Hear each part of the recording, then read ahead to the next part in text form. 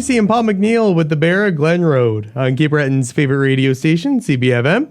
Hey, good afternoon. I'm Ryan MacDonald, and we have a guest in the studio today. Paul MacNeil is a well-known piper, has recorded 2 Cape Breton albums. He has been composing music, poetry, and songs for most of his life, and now he's an author. And he joins me to talk about his new book. Paul, thanks for joining me. Well, thanks for having me, Ryan. I guess just to start, this is your first book. What made you want to be an author? Well, I never actually thought that I would be an author, I don't think. But as you said there, I've been sort of writing music predominantly. But then in the last 10 years or so, I've written a lot of songs, both English and Gaelic. And to me, that's poetry. And I've written poems as well. But the songs... This book comes from a song that Jessie Helen and I wrote. Jessie Helen's my oldest daughter, called "The Forest," and it's sort of that's 10 years ago now, at least. In fact, it might be longer.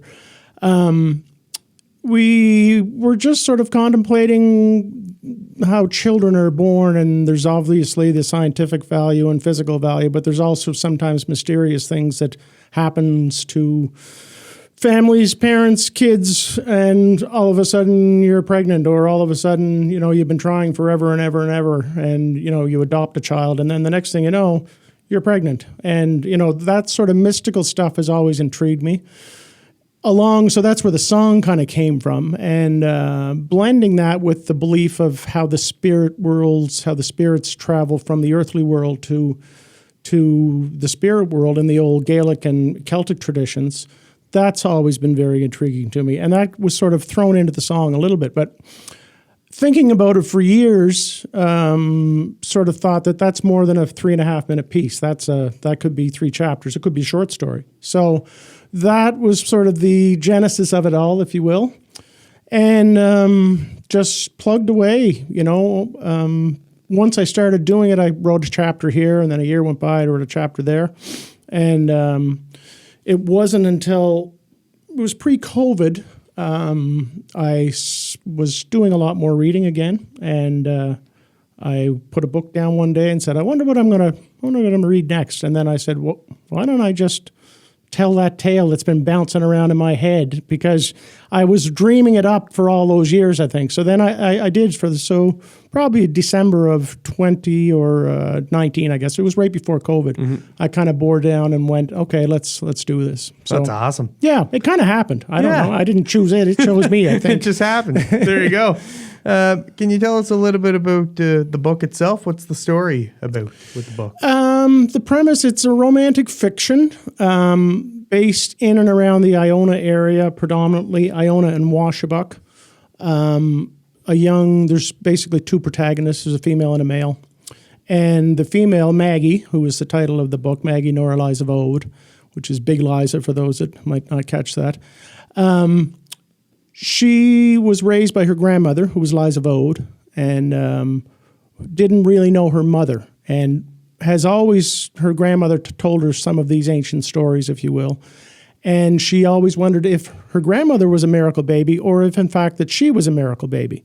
So she went off to set out to the Iona area to find these other 2 old ladies that knew her grandmother, and to try and find out where she came from, who she was, do they know any of these stories and tales, and it sort of develops from there. So she finds who her family is, or where they came from, and, they experience basically all sorts of characters, local characters, just like you'd have in Mabou, or you'd have in Port Hood, or have in Judic, or in Glencoe. Like that was another piece of the book that was really important to me, was just bringing back some of these real old characters that I grew up with, because, the world is changing, and as politically correct as we are, some of these old guys and women had just the spice of life about them that you just don't get anymore, Exactly, and, and I love that sort of, so that was kind of important to me as well. So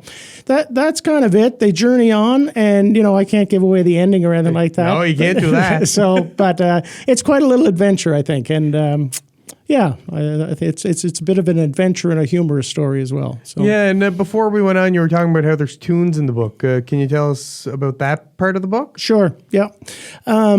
So as I said earlier, there, I've been writing for tunes and songs, if you will, tunes for 30 or 40 years probably, and so there's a chapter in the book, for instance. So what I did was, of course, it slowed me down by 4 months, but when I was very close to being finished, I decided, this might be a really good idea that I should put a tune at the end of every chapter that would sort of, as I say, guys, act as a soundtrack to the tale, at least my own version of it.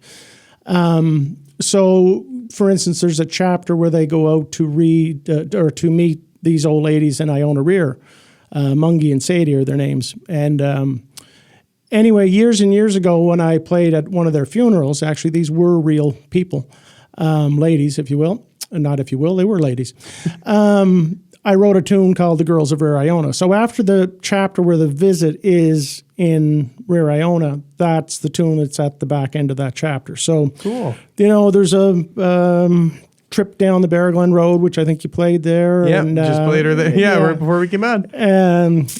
So that's in there after they drive down that. So the various sort of things. So I try to tie it together like that. So I think there's 13 songs, or 13 tunes and 2 songs as well. So the forest is in there, which was, again, the genesis for the book. So that's at the very end. Okay, so if somebody's looking to get a copy of this book, where can they get it?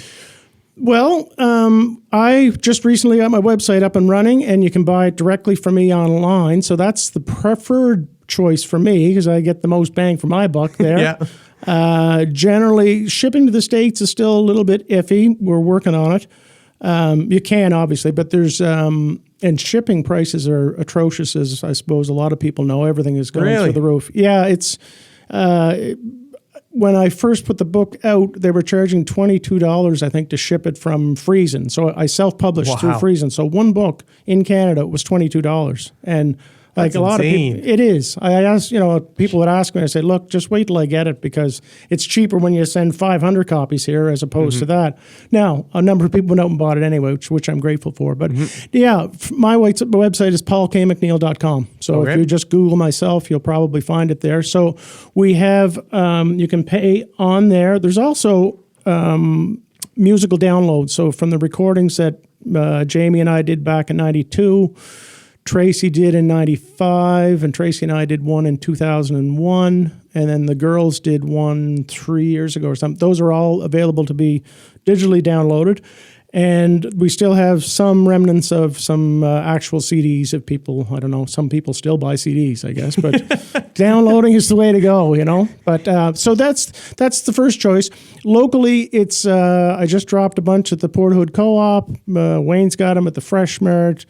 The Curious Cat in Antigonish, Farmer's Daughter in Waikagama, up in Inverness, it's at the pharmacy, and at the, I can't remember the name of the place, the little Quincy Market. That's Quincy it. Market, there we go. It's in Sydney at Indigo. It's in Bayers Lake in Halifax at Indigo. And cool. So we're getting it out there, but this is a slow process like distribution, So you can go online through Friesen or through it's on Apple reader or something like that. But if you Google the book, it'll take you to the Friesen site if you're preferring to do it that way. And with lots of accounts, Amazon or Apple, you don't pay any shipping. So there are other avenues to do that. And plus they have an ebook if people want to get an ebook that way as well. So it's out there. You just have to, tap the fingers a few times and you'll probably find it. Yeah. Well, that's pretty well it for me. Is there anything else you'd like to add?